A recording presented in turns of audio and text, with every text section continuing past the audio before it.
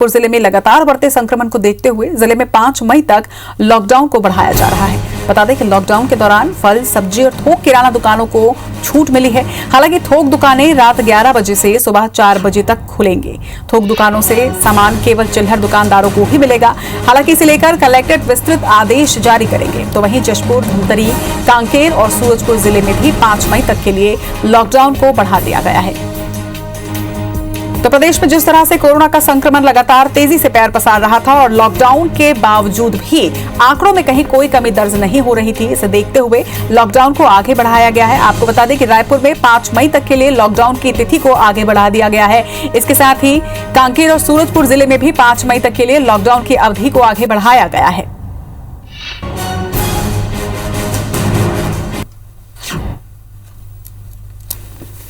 और रायपुर में आगामी 5 तारीख तक लॉकडाउन बढ़ाया जाएगा। ये तो निर्णय अब कलेक्टर थोड़ी देर में जारी करेंगे, लेकिन उसके लिए जो गाइडलाइन होगा, किस तरीके से किराना की दुकानें खुलेंगी, फल सब्जियों और छोटे जो स्ट्रीट वेंडर हैं उनको कैसे मदद की जाएगी, उसके लिए कलेक्टर को निर्देश दिए हुए हैं कि आज चैम्बर के प्रतिनिधियों से, चैम्बर के अध्यक्ष से, व्यापारी प्रतिनिधियों से वो चर्चा करेंगे और थोड़ी देर बाद वो गाइडलाइन जारी करेंगे।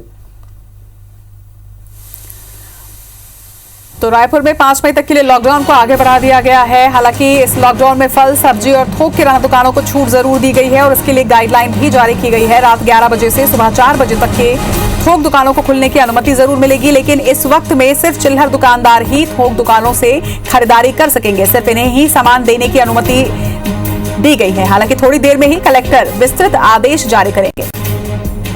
ज्यादा जानकारी के साथ हमारे सहयोगी स्टार जैन इस वक्त हमारे साथ जुड़ रहे हैं। स्टार, जिस तरह से प्रदेश में लॉकडाउन के बावजूद भी आंकड़ों में कहीं कोई कमी नहीं आ रही थी, जिसे देखते हुए अब लॉकडाउन को 5 मई तक के लिए आगे बढ़ा दिया गया है, क्या कुछ गाइडलाइन इसके लिए तय की गई है?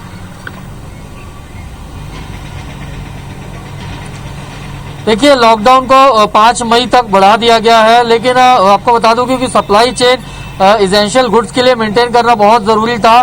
इसलिए एक सूचना मिल रही है कि शायद जो अब तक सिर्फ फल, सब्जी और अनाज के लिए स्ट्रीट वेंडर्स के माध्यम से या ऑनलाइन होम डिलीवरी के माध्यम से ही बिक्री की छूट थी, उसमें एक राहत पहुंचाते हुए होलसेल व्यापारियों का थोक व्यापार को भी इसकी अनुमति दी गई है।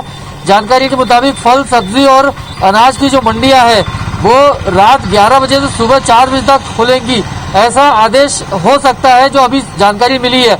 हालांकि आदेश आना बाकी है, लेकिन जो सूत्रों से जानकारी मिल रही है वो पुष्ट सूत्रों से कि रात 11 बजे से सुबह 4 बजे तक थोक व्यवसाय को अनुमति रहेगी, लेकिन वो भी सिर्फ चिल्लर दुकानदारों को, यानी जो फुटकर के जो स्ट्रीट वेंडर्स है उनको सप्लाई कर पाएंगे। साथ ही साथ जो ऑनलाइन डिलीवरी, होम डिलीवरी जो राशन की दुकान से जिनसे हो रही है, उनको वो सामग्री दे पाएंगे। यहाँ रिटेल चिल्लर बिक्री मंडियों से बिल्कुल भी अलाउ नहीं रहेगी और इसी शर्त पर उनको खोलने की अनुमति दी गई है, क्योंकि सप्लाई चेन मेंटेन करना बहुत जरूरी था।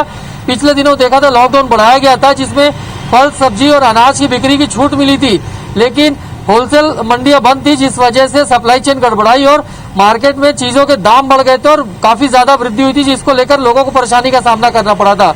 चूंकि संक्रमण का खतरा लगातार बना हुआ है, ऐसे में लॉकडाउन को आगे बढ़ाया गया है, लेकिन इसेंशियल गुड्स के लिए लोगों को तकलीफ ना हो और सप्लाई चेन कहीं बाधित ना हो और मुनाफाखोरी और कालाबाजारी ना हो, इन तमाम बातों को ध्यान में रखते हुए थोक व्यवसायियों के लिए 11 बजे से 4 बजे तक की संचालन करने की अनुमति दी जा सकती है और उसके आधार पर उन्हें दिन में बंद रखना होगा अपना व्यवसाय और दिन में सिर्फ जिस तरीके से अनाज के लिए ऑनलाइन डिलीवरी, होम डिलीवरी की बात की जा रही थी, वो आदेश जारी रहेगा और फल सब्जियों के लिए स्ट्रीट वेंडरों के माध्यम से गली मोहल्ले में घूम कर बेच सकेंगे। जी, सामानों की किल्लत और मुनाफाखोरी पर रोक लगाने के लिए कहीं ना कहीं निश्चित तौर पर थोक मार्केट को एक सुविधा देना बहुत जरूरी था। लेकिन स्टार, अगर इस पर एक सवाल करें तो 19 तारीख से जब 26 तारीख के लिए अवधि को बढ़ाया गया लॉकडाउन की, तब फल, सब्जी और किराना दुकानों के लिए परमिशन दी गई, लेकिन उसके बावजूद भी देखा गया कि ये चेन सही तरीके से काम नहीं कर रही है। क्योंकि आज की स्थिति की अगर बारे में बात करें तो रायपुर में कहीं ना कहीं हर परिवार में किराने की किल्लत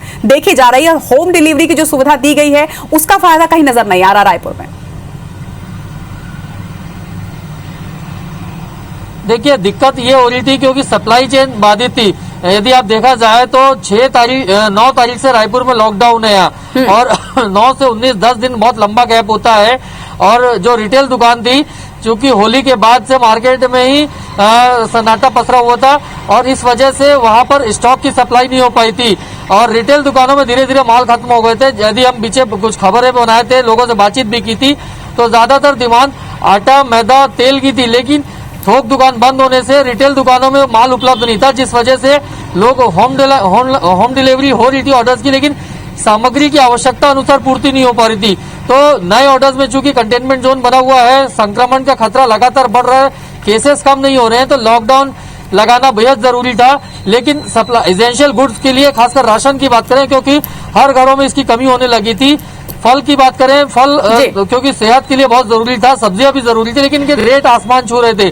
तो इसी को ध्यान में रखते हुए ये डिसीजन लिया जा सकता है कि रात 11 बजे से सुबह 4 बजे तक थोक व्यवसाय को छूट मिलेगी, मतलब मंडियां खुली रहेंगी, जिससे स्ट्रीट वेंडर्स या रिटेल दुकानदार है वो माल अपना मंगवा सकते हैं। लेकिन दिन में उन्हें सिर्फ ऑनलाइन डिलीवरी के माध्यम से ही होम डिलीवरी देनी होगी फल सब्जी अनाज की, और फल सब्जियों के लिए स्ट्रीट वेंडर्स के माध्यम से गली मोहल्ले में घूम के ठेले में वे बेच सकेंगे। तो इससे लॉकडाउन जैसी स्थिति बनी रहेगी।